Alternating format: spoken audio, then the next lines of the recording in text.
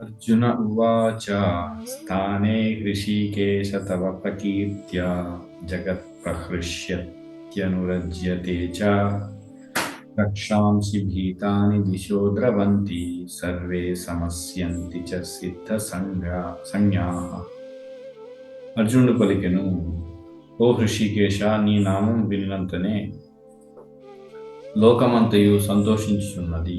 ఈ విధముగా ప్రతి ఒక్కరూ నీ ఎడ ఆసక్తులగుచున్నాడు. సిద్ధ సమూహములు నీకు సగౌరవముగా ప్రణమిల్లుచున్నారు. రాక్షసులు భయకంపితులై పలు దిక్కుల పలాయనమగుచున్నారు. ఇది అంతయు యుక్తముగానే జరుగుతున్నది. ఇక్కడ ఇంకా అర్జునుడు ఈ విశ్వరూపం దర్శించిన తర్వాత తన యొక్క అనుభవాన్ని ఇంకా చెబుతూ ఉన్నాడు. ఏమని చెప్తున్నాడు?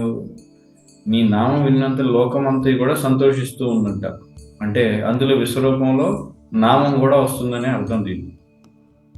ఈ విధముగా ప్రతి ఒక్కరూ నీ ఎడ ఆసక్తులగుచున్నారు.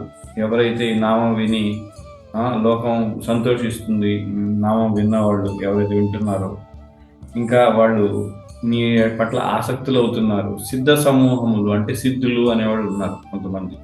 సిద్ధలోకం, జనలోకం, మహర్లోకం, సిద్ధలోకం అని మనకి పై లోకాలు ఉన్నాయి. పైన లోకం ఉంది. ఇది ఇప్పుడు భూమి తర్వాత భువర్లోకం, స్వర్గలోకం, మహర్లోకం, జనలోకం, తత్వలోకం, సిద్ధలోకం, ఈ విధంగా సిద్ధులు ఉండే లోకం కూడా ఉంది. అటువంటి సిద్ధి పొందిన వాళ్ళు వీళ్ళందరూ కూడా నిన్ను గౌరవంగా ప్రణామాలు తెలియజేస్తున్నారు. రాక్షసులు భయకంపితులై పలు దిక్కుల పలాయనమవుతున్నారు. రాక్షసులు ఏమవుతున్నారు? భయానికి గురై వాళ్ళు పరిగెత్తూ ఉన్నారు భగవంతుడిని చూసి. ఇదంతా యుక్తంగానంటే ఇదంతా కూడా సమంజసంగానే ఉంది. ఇందులో ఏమి కూడా ఇబ్బంది లేదు. ఎవరు ఎలా ఉండాలో అలాగే ఉన్నారు అని చెప్తూ ఉన్నాడు. ఇక 37వ శ్లోకం. కస్మాచ్చతేన సమేరన్ మహాత్మన్ గరీయసే బ్రాహ్మణోప్యాది కర్త్రే అనంతదేవేశ జగన్నివాస త్వమక్షరం సదసత్తత్పరం యత్. ఓ మహాత్మా, బ్రహ్మదేవుని కంటే నువ్వు గొప్పవాడా? నీవు ఆది సృష్టికర్తవు. అట్టి నీకు వారెందులకు సగౌరవంగా ప్రణమిల్లరు? ఓ అనంతదేవ, ఓ అనంత దేవాదిదేవ, జగన్నివాస, నీవు అక్షయుడువైన ఆధారభూతుడు, సర్వకారణ కారణుడవు, ఈ భౌతిక సృష్టికి అతీతుడవు. ఇక్కడ మనం ఒకసారి అర్థం చేసుకోండి. బ్రహ్మదేవుని కంటే నిజానికి బ్రహ్మదేవుడు కాదు, అసలు నిజానికి బ్రహ్మదేవత అంతే. దేవుడు ఎవరంటే ఒక కృష్ణుడు మాత్రమే దేవుడు, మిగతా అందరూ దేవతలే. కానీ మనకి ఒక సమస్య ఏంటంటే తెలుగులో మన భాషలో కూడా అందరినీ బ్రహ్మదేవుడు, వాయుదేవుడు, అగ్నిదేవుడు అంటూ ఉంటాం. మరి కృష్ణుడు కూడా దేవుడే కదా. మరి వీళ్ళ సంగతి ఏంటంటే వాళ్ళు దేవతలు, వాళ్ళు దేవుడు ఎప్పటికీ కూడా కాదు. కానీ దేవతని దేవ అని అంటాం సంస్కృతంలో. దేవ అంటే దేవత, కాబట్టి ఇక్కడ దేవుడు అని తెలుగులో కూడా వచ్చేసింది. కాబట్టి బ్రహ్మ దేవత కంటే కూడా గొప్పవాడు. ఎందుకని? బ్రహ్మ దేవతే కదా. మరి ఎందుకు జీవుడే బ్రహ్మ? మరి అసలు పోలికే లేదు చెప్పాలంటే. కానీ మనందరికీ అసలు స్పష్టంగా ఉండాలి కదా. నీవు ఏ విధమైన నీ స్థాయి ఏంటి? కృష్ణుడి స్థాయి స్పష్టంగా తెలియజేస్తున్నాడు. నీవు ఆది సృష్టికర్తవు. ఎందుకని ఇక్కడ బ్రహ్మ చెప్పినప్పుడు ఆది సృష్టికర్త అని ఎందుకంటున్నారంటే ద్వితీయ సృష్టి చేస్తాడు బ్రహ్మ.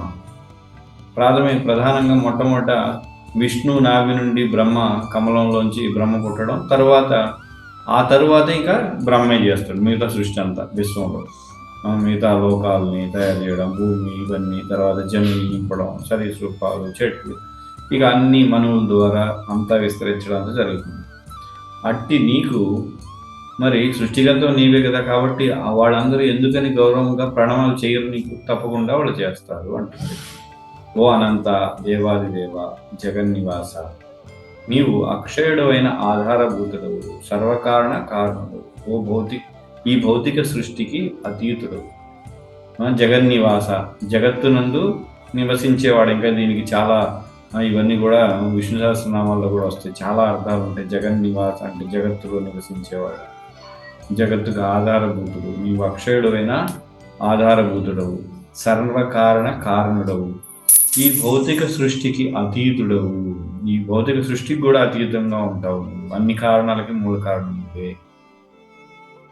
ఎందుకని భౌతిక సృష్టికి అతీతుడు? మరి వైకుంఠ లోకంలో ఉన్నాడు వైకుంఠాధిపతి, కృష్ణుడు గోలోకాధిపతి, కృష్ణుడు కదా. కాబట్టి వీటన్నిటికి కూడా అతీతమైన వాడు, ఇక్కడ దేనికి కూడా సంబంధించిన వాడు కాదు అని చెప్తున్నాడు ఇక్కడ. కాబట్టి ఇన్ని విధాలుగా కూడా నీవు అందరికీ ఆరాధనీయుడు కనుక వాళ్ళందరూ నీకు తప్పకుండా ప్రణామాలు చేస్తారు అని అర్జునుడు చెప్తున్నాడు. 38. త్వమాదిదేవ పురుష పురాణ తమస్య విశ్వస్య పరం నిధానం వేత్తాసి వేద్యం చ పరం చ ధామ త్వయా తతం విశ్వమనంతరూప.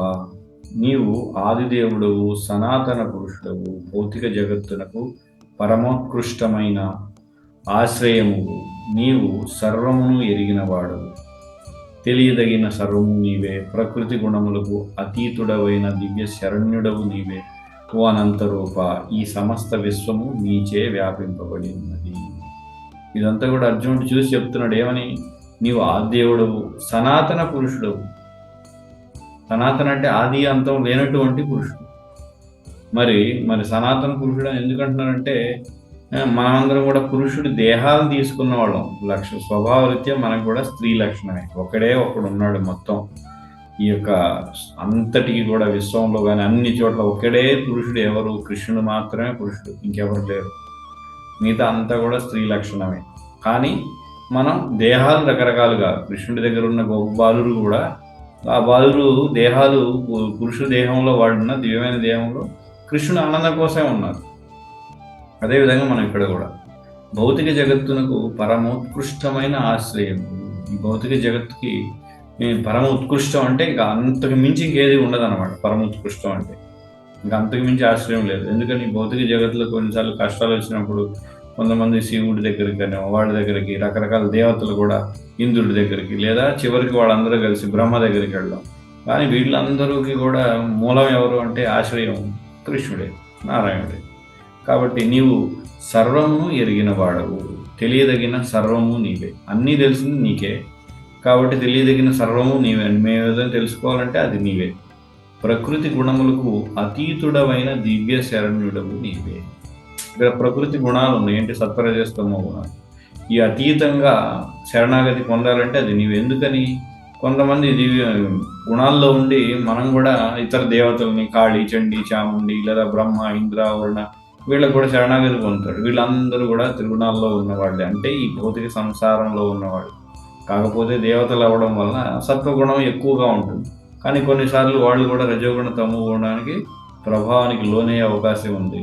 వాళ్ళు వాళ్ళ స్థాయి, ఆ పదవి అయిపోయినాక మళ్ళీ పతనం అవుతారు. కాబట్టి ఇది దివ్యమైన శరణ్యం కాదు ఇక్కడ ఏదైతే చేస్తున్నాం. కాబట్టి దివ్య శరణం అంటే అది నీవే అతీతుడు కనుక. ఓ అనంతరూప, ఈ సమస్త విశ్వము నీచే వ్యాపింపబడి ఉన్నది. ఈ సమస్త విశ్వం కూడా నీచే వ్యాపించి ఉందంట. ఎలాగా? అండాంతరస్థ పరమాణుచే అంతరస్థం అని చెప్తున్నాడు కదా. మన ఇక్కడ బ్రహ్మ సంహితలో బ్రహ్మ కీర్తిస్తాం. అండం అంటే విశ్వంలో, పరమాణు అంటే విశ్వంలోని ప్రతి అణువులు. అంటే దీని అర్థం ఏంటి? మన దేహంలో ఎన్నో అణువులు ఉన్నాయి అంటే ఆ ప్రతి అణువులో ఉన్నాడు. మన దేహంలోని ప్రతి అణువులో కూడా ఉన్నాడు, మన హృదయంలో ఉన్నాడు. ఆయన లేని చోటే లేదు. అందుకే ప్రహ్లాదుడు కూడా భగవంతుడు అన్ని చోట్ల ఉన్నాడు, లేని ప్రదేశమే లేదు అని చెప్తున్నాడు. కాబట్టి అందుకే అతనికి అనంత రూపాలంటే ఆయన రకరకాల నృసింహ, రామాది మూర్తిషు కళా నియమైన తిష్ట అని ఆయనకి అనంతమైన రూపాలు ఉన్నాయి. కానీ మాయావదులు ఏం చెప్తారంటే భగవంతుడికి అనంత రూపాలు కదా, కాబట్టి మనమందరం కూడా ఆయన రూపాలే, ఆయన మనం ఒకటే అని చెప్తూ ఉంటారు. ఇది పూర్తిగా దరిద్రం అనమాట. చాలా దారుణం. ఏంటంటే మాయావాదం ఎంత దారుణం అంటే మనందరిలో కూడా ఉంది. ఎందుకని? మనం ఎప్పుడు కూడా మాట్లాడతాం కానీ వ్యక్తిత్వాన్ని వ్యక్తిగా చూడడం అనమాట. అంతా ఒకటే అన్నట్టుగా చూస్తూ ఉంటాం. అది ఆ దారుణమే, ఆ దరిద్రమే. ఇప్పుడేంటి? స్త్రీ పురుషులు సమానం అనే దరిద్రం కూడా అదే. కాబట్టి అంతా మాయావాదమే. ఎంత దారుణం అంటే అంత దారుణం. మాయావాదం లేదనడానికి లేదు. అంతా ఒకటే అనేది, స్త్రీ పురుషులు ఇద్దరు సమానం, అది కూడా మాయావాదమే చెప్పాలంటే. ఫెమినిజం ఇవన్నీ కూడా. ఎందుకని? ఎవరి స్థాయి వాళ్ళది, ఎవరి కర్మ వాళ్ళది, ఎవరి స్థితి వాళ్ళది. అదేవిధంగా ఇక్కడ భగవంతుడి యొక్క స్థితిని చాలా ఉన్నతంగా నీవు ఎవ్వరికి సంబంధం లేనటువంటి త్రిగుణాతీతమైన వాడివి అని ఇక్కడ అర్జునుడు చెప్తూ ఉన్నాడు. 39 వాయుర్యమోగ్నిర్వరుణః శశాంకః ప్రజాపతిస్త్వం ప్రపితామహశ్చ నమో నమస్తేస్తు సహస్రకృత్వః పునశ్చ భూయోపి నమో నమస్తే. వాయువు మరియు పరమ నియామకుడవు నీవే, అగ్ని జలము చంద్రుడవు నీవే, ఆది జీవి అయిన బ్రహ్మవు మరియు ప్రపితామహుడు కూడా నీవే. కనుకనే నీకు 1000 మార్లు తిరిగి తిరిగి గౌరవపూర్వక ప్రణామములను అర్పించున్నాను. ఇక్కడ ఇది మాయావాదులకి చాలా మంచి శ్లోకం చెప్పాలంటే. ఎందుకని ఇక్కడ ఆదిజీవి అయిన బ్రహ్మవు నీవే. బ్రహ్మ కూడా మరి దేవతని మనం ఇందాకే చెప్పుకున్నాం కాబట్టి బ్రహ్మవు నీవే అయ్యావు. మరియు ప్రపితామహుడు కూడా నీవే. ప్రపితామహుడు అంటే ఇక్కడ ఎవరు? బ్రహ్మకు తండ్రి, అది విష్ణువు, అది నీవే. తర్వాత కనుకనే నీకు 1000 మార్లు కాబట్టి ఇవన్నీ చూపించి ఇలాంటి శ్లోకాలు చెప్తూ ఉంటారు. ఏంటి ఈ మాయావాదులు చూసారా? బ్రహ్మ కూడా ఆయనే, అదేవిధంగా అగ్ని ఆయనే, జలము ఆయనే, అన్ని ఆయనే, చంద్రుడు ఆయనే. మరి జలం అనేది భౌతిక పదార్థం కదా, మరి భౌతిక పదార్థం భగవంతుడు ఎలా అయిపోయాడు అంటే వీటన్నిటికీ దీన్ని అర్థం చేసుకునే విధానం అంటే వీటన్నిటికీ మూల కారణం నీవే. ఇవన్నీ నీ శక్తి ద్వారా వచ్చాయి కాబట్టి శక్తిమంతుడికి భేదం లేదు అనే విధంగా శక్తి పరిణామం ఏదైతే ఉందో భగవంతుడి యొక్క నుండే శక్తి వచ్చింది అని చెప్పడం, దాన్ని ఇక్కడ మనం అలా అర్థం చేసుకోవాలి. ఆయన యొక్క శక్తిని ఆయనగా కృష్ణుడిగా చెప్పడం అనేది జరుగుతుంది. అంతేగాని జలం నీవే అంటే కృష్ణుడు జలం మాత్రమే, జలం అయిపోయాడా లేదా మారిపోయాడా, మళ్ళీ భగవంతుడు తన యొక్క స్థితిని కోల్పోయాడా? అలా ఏం లేదు. కనుకనే నీకు 1000 మార్లు తిరిగి తిరిగి గౌరవపూర్వక ప్రణామాలు సమర్పిస్తున్నాను అని అర్జునుడు చెప్తున్నాడు. ఎందుకంటే భగవద్గీత మరికొన్ని చోట్ల నేను అశ్వాన్ని, నేను పర్వతాన్ని, మునుల్లో ఈ మున్ని, తర్వాత భక్తుల్లో నేను, ఋషుల్లో ఈ ఋషిని, పాముల్లో వాసుకు, ఇట్లా ఈ విధంగా కూడా మనకి వస్తూ ఉంటాయి. మరి అక్కడ అంతా చెప్పినంత మాత్రం అది మనం చూసాం కదా, ఆ చెట్లు ఈ విధంగా, అశ్వత్థం ఈ విధంగా. మరి అక్కడ వెంటనే భగవంతుడు అది అయిపోయాడా? భగవంతుడికి విడిగా ఏం లేడు, అంతా సర్వవ్యాపి ఏకం అయిపోయాడు. కానీ మాయావాదులు ఆ శ్లోకాలు తీసుకొని చెప్తాడు అనమాట మాయావాది మూర్ఖుడు. ఎందుకని ఇదంతా కూడా శంకరాచార్య ఇచ్చిన దరిద్రమే. శంకరాచార్య దరిద్రం ఇవ్వడానికే వచ్చారు. ఎందుకని కొంతమంది దరిద్రులు ఉన్నారు, ఆ దరిద్రుల కోసం ఈ దరిద్రపు యొక్క ఏదైతే ఉందో ఈ శారీరక భాష ఇస్తే వాళ్ళు దాన్ని తగులుకొని అలా నాశనం అయిపోతారు అనమాట. ఎందుకంటే దీనికి చాలా చరిత్ర ఉంది. కొంతమంది పూర్వం అంటే ఈ అంతా ఎవరైతే బ్రాహ్మణులు వీళ్ళందరూ ఉన్నారో వాళ్ళు ఈ విధమైన కోరికలతో ఉన్నవాళ్ళు, పూర్వం ఇటువంటి దరిద్రపు అలవాట్లతో ఉండి దరిద్రపు తత్వాన్ని ఆచరించడానికి ఉన్నవాళ్ళు, వాళ్ళందరూ కూడా ఇటువంటి వరాలు, శాపాలు వీటిని పొందడం ద్వారా ఇప్పుడు కలియుగంలో, ఇంకా కలియుగమే కాదు ఎప్పుడు కూడా ఉంటూనే ఉంటుంది ఈ మాయావాదం అనేది. ఈ కలియుగంలో మాత్రమే కాదు, కాకపోతే కలియుగంలో ఈ మాయావాదం అనేది బాగా విపరీతంగా పెరిగిపోతూ ఉంటుంది.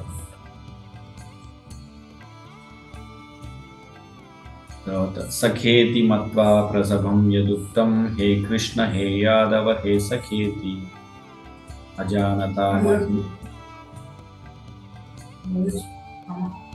40 మర్చిపోయాను కదా. 40 నమః పురస్తాదధ పృష్ఠతస్తే నమోస్తుతే సర్వత ఏవ సర్వా అనంత వీర్యామిత విక్రమస్త్వం సర్వం సమాప్నోషి తతోసి సర్వః. నీకు ముందు నుండి వెనుక నుండి సర్వ దిక్కుల నుండి నమస్కారం అర్పించున్నావు. ఓ అనంతవీర్య, నీవు అమిత విక్రమ సంపన్నుడవు మరియు సర్వవ్యాపకుడవు, కనుకనే సర్వమును నీవే అయి ఉన్నావు. మనం ఇక్కడ గమనించినట్లయితే మనం ముందర కూడా చెప్పుకున్నాం, ఇది ఏంటి, ఎప్పుడైతే భయానికి బీభత్సానికి గురవుతూ ఉంటారో ఆశ్చర్యానికి మళ్ళీ చెప్పిందే చెప్పడం. ఇక్కడ మనం గమనించినట్లయితే సర్వదిక్కుల నుండి నమస్కారం అన్నీ చెప్తూ ఉన్నారు, అన్ని వైపుల నుండి మీకు నమస్కారం. ఎందుకని విశ్వరూపం చాలా పెద్దది కనుక. ఓ అనంత వీర్య అంటే ఏంటి? అనంతమైన వీర్య అంటే శక్తి అని అర్థం. అనంతమైన శక్తి గలవాడ నీవు అమిత విక్రమ సంపన్నుడు మరియు సర్వవ్యాపకుడు. ఈ సర్వవ్యాపకుడు అనే పదం అన్ని చోట్ల ఉన్నామనే పదం ఇప్పటికి ఎన్నోసార్లు వచ్చింది. మళ్ళీ మళ్ళీ చెప్తున్నాడు అర్జునుడు అదే పదాన్ని. ఎందుకని సంభ్రమ ఆశ్చర్యాలకు గురైనప్పుడు మనం కూడా చెప్పుకుంటూ ఉంటాం కదా, ఏమిటి ఏదన్నా పెద్దది పెద్ద ట్రైన్, ఈ ట్రైన్ భలే ఉంది కదా, ఈ ట్రైన్ సూపర్ ఉంది, చాలా మంచి ట్రైన్. మళ్ళీ అదే ఒక్కొక్క ట్రైన్ని చెప్తున్నప్పుడు పదే పదే అలాగే నువ్వు సర్వవ్యాపకుడు. ఎందుకని ఇక్కడ విశ్వరూపం అంతటా ఎటు చూసినా విశ్వరూపమే కనబడుతుంది. కాబట్టి సర్వవ్యాపకుడు సర్వవ్యాపకుడు అన్ని చోట్ల నువ్వే ఉన్నాయి, నీకేం కనపడటం లేదు ఇక్కడ అర్జునుడి విశ్వరూపంలో. అంటే అందుకే దివ్యచక్షులు ఇచ్చాడు. దివ్యచక్షులు ఇచ్చినప్పుడు విశ్వరూపం తప్ప ఇంకేం కనపడలేదు, పక్కన ఉన్న వాళ్ళు ఎవరో ఏం తెలియదు. అందుకని అసలు నేను ఎక్కడున్నాను అని కూడా అనుకుంటూ ఆశ్చర్యానికి గురవుతూ ఉంటాడు అనమాట అర్జునుడు. తర్వాత 41. సఖేతి మత్వా ప్రసభం యదుక్తం హే కృష్ణ హే యాదవ హే సఖేతి అజానతా మహిమానం తవేదం మయా ప్రమాదాత్ ప్రణయేన వాపి యచ్చాపహాసార్థమసత్కృతోసి విహారశయ్యాసన భోజనేషు ఏకోధవాప్యచ్యుత తత్సమక్షం తత్క్షామయే త్వామహమప్రమేయం. నీ మహిమలను తెలియక నిన్ను మిత్రునిగా భావించి ఓ కృష్ణ, ఓ యాదవ, ఓ మిత్రమా అని సంబోధించి ఉంటుంది. ప్రేమతో కానీ లేదా మూర్ఖత్వముతో కానీ నేను అనుభవించిన దాన్నంతటినీ దయతో క్షమింపుము. మనము విశ్రాంతి గైకొన్నప్పుడు, ఒకే శయ్యపై శయనించినప్పుడు, కూర్చుండినప్పుడు, కలిసి భుజించినప్పుడు, ఒంటరిగా కొన్ని మార్లు మరియు పలు మిత్రుల సమక్షమున కొన్ని మార్లు నిన్ను నేను వేళాకోళముగా అగౌరవపరిచి ఉంటుంది. ఓ అచ్యుత, ఆ అన్నింటికి నన్ను క్షమింపుము. ఇక్కడ ఎందుకని ఇప్పుడు దాకా అర్జునుడు మిత్రుడిగా ఉండి అకస్మాత్తుగా ఇలా ఎందుకు అనుకుంటున్నాడు? ఎందుకంటే అక్కడ కృష్ణుడి యొక్క గొప్పతనం, ఈ విధమైన గొప్పతనం ఇంత ఉందా, ఇదంతా మనం ఏం చేయలేమే, మన వల్ల కాదే, భగవంతుడు మరి నేను అంత సమానం కాదు కదా అనేటువంటి ఎప్పుడైతే ఈ ఐశ్వర్య భావన అంటారు, అంటే భగవంతుడి యొక్క ఐశ్వర్యం, భగవంతుడి యొక్క విభూతి, గొప్పతనం ఏదైతే ఉందో తెలుసుకున్నప్పుడు ఈ విధంగా గౌరవం వస్తుంది. కనుకనే వైకుంఠ లోకాల్లో ఈ విధంగానే ఉంటుంది. అంటే ఎప్పుడు కూడా నారాయణుడు చాలా గొప్పవాడు, ఆయనకంతా శక్తి ఉంది, సర్వవ్యాపకుడు, ఈ విధమైన జ్ఞానంతో అంతటా కూడా ఆయన ఉంటాడు, ఆయనే స్వామి, మనం దాసులు అనేటువంటి భావంలో ఉండి, ఇంకా వైకుంఠ లోకాల్లో దాస్యానికి మించి ఉండదన్నమాట. అక్కడ సఖ్యం, వాత్సల్యం, మాధుర్యం అనేవి వైకుంఠాల్లో కనపడవు. శాంత, సఖ్య, దాస్యాలే కనపడుతూ ఉంటాయి 5 రసాల్లో. కాబట్టి ఇక్కడ కూడా ఈ ఐశ్వర్యం, భగవంతుడి యొక్క గొప్పతనం ఏదైతే చూశాడో అప్పుడు వెంటనే నేను అనేక సార్లు మిత్రమా, యాదవ అన్నాను, క్షమించు నన్ను, ఒకే శయ్యపై నిద్రపోయినప్పుడు లేదా కూర్చున్నప్పుడు పక్కన నీకు తగలడం లేదా కాళ్ళు తగలడం, ఏదో చేయడం, ఇవన్నీ హేళాకోళంగా మాట్లాడడం అనేకమైనవి చేశాను నేను, కాబట్టి దయతో నన్ను క్షమించమని ఈ విధంగా ప్రార్థిస్తున్నాడు అనమాట అర్జునుడు. పితాసి లోకస్య చరాచరస్య త్వమస్య పూజ్యశ్చ గురుర్గరీయాన్ నత్వత్సమూస్త్యభ్యధికః కుతోన్యో లోకత్రయేప్యప్రతిమ ప్రభావ. స్థావర జంగములతో కూడిన ఈ సమస్త సృష్టికి నీవే తండ్రివి, దానికి ముఖ్య పూజనీయుడవు, పరమాచార్యుడవు నీవే, నీతో సమానుడెవ్వడునూ లేడు. నీతో ఏకమైన వాడును గాని మరొకడు ఉండజాలడు. అపరిమిత శక్తి సంపన్నుడవైన ఓ ప్రభు, అట్టి ఎడ ముల్లోకములలో నీకంటేను అధికుడెవడుండును. కాబట్టి ఇక్కడ ఏం చెప్తున్నాడు అర్జునుడు? స్థావర జంగమాలతో కూడిన సృష్టికి నీవే తండ్రివి. అంటే స్థావర జంగమాలు అంటే కదిలేవి, స్థిరంగా ఉండేవి. స్థావర అంటే స్థిరంగా ఉండేవి, జంగమం అంటే తిరుగాడుతూ ఉండేవి, తిరిగే ఉన్నాయి. స్థావరాలు అంటే ఏంటి? చెట్లు ఒకే చోట ఉంటాయి, ఇంకా కథలో కొన్ని పర్వతాలు, ఈ విధంగా స్థావరాలు ఉన్నాయి. జంగమాలు ఉన్నాయి అంటే తిరుగుతూ ఉండే పక్షులు, క్రిములు, కీటకాలు, ఈ విధమైనవి, మనుషులు, వీళ్ళందరూ ఈ సృష్టికి నీవే తండ్రి. కాబట్టి వీళ్ళందరికీ కూడా నీవే తండ్రి. దానికి ముఖ్య పూజనీయుడవు, పరమాచార్యుడవు నీవే. కాబట్టి ఆది గురువు ఎవరు?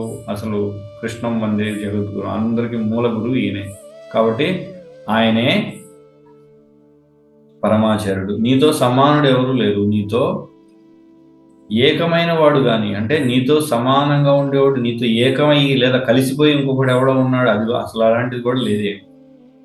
అపరిమిత శక్తి సంపన్నుడు అయిన ఓ ప్రభు, వాటి ఏడ ముల్లోకాల్లో నీకంటేను అధికుడు ఎవరున్నాడు? ఇక ముల్లోకాల్లో ఈ సృష్టికే పూర్వం మన అర్జునుడు ఏమన్నాడు?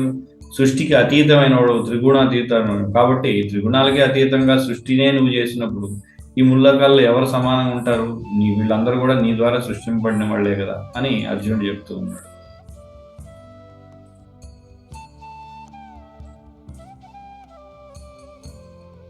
కాబట్టి ఎవరైతే ఇటువంటి కృష్ణుడిని, అందుకే ప్రభుపాద ఇక్కడ రాస్తున్న జన్మ కర్మ చమే దివ్యం. కాబట్టి ఈ విధంగా భగవద్గీతను అర్థం చేసుకున్నప్పుడు ఆయన దివ్యమైన వాడు అని మనం తెలుసుకున్నప్పుడు మనం కూడా ఆ దివ్యమైన స్థితికి వెళ్ళడానికి ప్రయత్నించాలి. అప్పుడే మనం అంటే జన్మ కర్మ చమే దివ్యం ఎవరైతే తెలుసుకుంటారో, బయటపడతారో, అంటే ఆయన స్థితికి మనం చేరుకోవాలనుకుంటాం. ఎందుకని? ఆయన సేవించాలంటే మరి ఆ స్థితికి మనం వెళితేనే, భగవంతుడి స్థాయికి వెళితేనే మనం సేవ చేయగలం. అంటే ఏమిటా స్థాయి? దివ్యమైన స్థితి, ఈ సంసారం నుంచి బయటపడి త్రిగుణాతీతంగా ఉండేటువంటి స్థితి.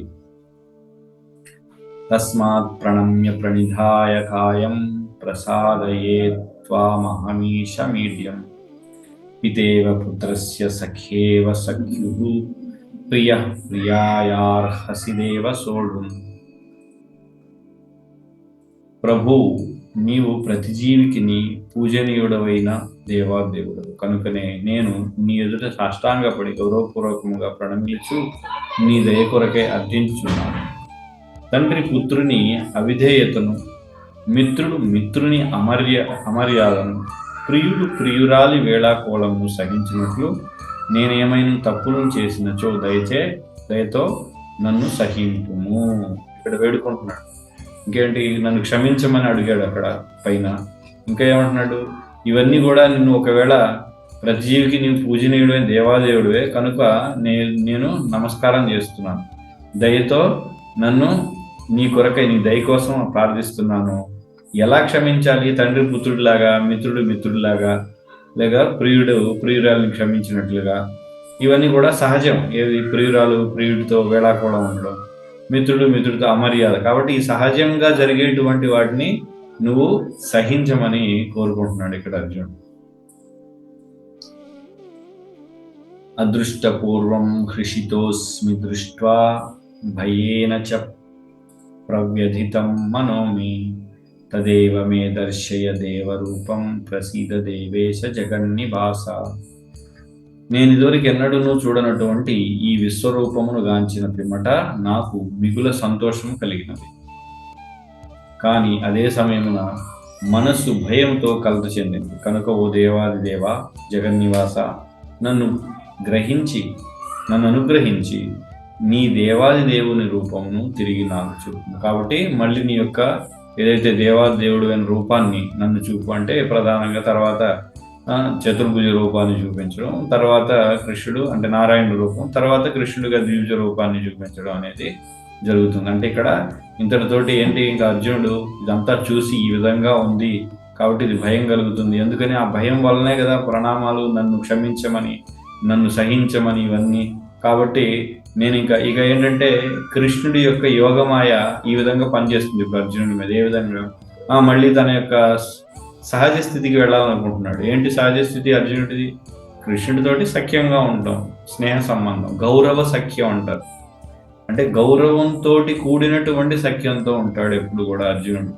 అంతేగాని పూర్తిగా గోపబాలుడిలాగా గౌరవ రహిత సఖ్యం కాదు. అక్కడ గోపబాలుడికి ఏంటంటే గౌరవం ఉండదు, అక్కడ సఖ్యమే, కేవలం సఖ్యం అంతే. ఇక్కడ చెప్తున్నా కదా, మిత్రుడు అమర్యాదగా ప్రవర్తించడం అనేది. కాబట్టి అమర్యాదగానే ప్రవర్తిస్తూ ఉంటారు ఎవరు? గోపబాలు. కానీ ఇక్కడ అర్జునుడు అలా కాదు, గౌరవంగానే ఉంటాడు. కానీ కొన్నిసార్లు కృష్ణుడే కావాలని ఇద్దరు కలిసి వెళ్ళడం, కలిసి శ్రేణించడం, ఇవన్నీ కూడా కృష్ణుడి ఇష్టపూర్వకంగానే అవన్నీ జరిగాయి. అంతేగాని అర్జునుడి ఇష్టపూర్వకంగా జరగలేదు. అందుకని గౌరవం ఎప్పుడు కూడా అది కొనసాగుతూ ఉంటుంది ఎవరికి? అర్జునుడికి కృష్ణుడి పట్ల. అయినప్పటికీ కూడా ఇది చూసేసరికి, గౌరవంగా ఉన్నప్పటికీ కూడా ఇది చూసేసరికి పొరపాటున మరి నేను యాదవ అన్నాను, కృష్ణ అన్నాను, ఇవన్నీ కూడా చేశాను. అది ఎందుకు అన్నాడు? సఖ్యం ద్వారా. కాబట్టి గౌరవం మరియు సఖ్యం రెండు మిశ్రితమైనటువంటి స్థితి అర్జునుడికి కృష్ణుడికి సంబంధం. కానీ అలా కాకుండా గౌరవరహితమైన, గౌరవం లేకుండా కేవలం సఖ్యం ఏదైతే ఉందో అది గోపబాలుడికి గోలోకంలో ఉంటుంది కనుక వాళ్ళు ఇక కృష్ణుడిపై ఎక్కడం, లేదా కృష్ణుని గుద్దడం, లేదా కృష్ణుని తిట్టడం, మందలించడం, కొట్టడం, అన్ని రకాలు, అన్ని విధాలుగా స్నేహితులు ఏ విధంగా ఉంటారో పూర్తిగా అలా ఉంటారు అన్నమాట వాళ్ళు. కాబట్టి ఇక్కడ నేను మళ్ళీ నీతోటి పూర్వంలాగా ఉండాలనుకుంటున్నాను అని ఈ యోగమాయ పనిచేసి ఆ యోగమాయ ఈ విధంగా మాట్లాడిస్తుంది. నిజానికి ఇదంతా కూడా అర్జునుడికి ఈ యొక్క భగవద్గీత వృత్తాంతం అంతా కూడా యోగమాయ ప్రభావంలోనే జరుగుతుంది. యోగమాయ ద్వారానే అన్ని అడగడం ఇవన్నీ, లేదంటే అర్జునుడికి తెలియదా? మరి పూర్వం కూడా తెలుసు. ఎందుకని వాళ్ళు శాశ్వతంగా కలిసే ఉంటారు, నరనారాయణ లాగా అర్జునుడు కృష్ణుడు ఎప్పుడు కూడా. అది. హరే కృష్ణ. గ్రంథరాజ్ శ్రీమద్ భగవద్గీత की जय, श्री प्रभुपाद की जय।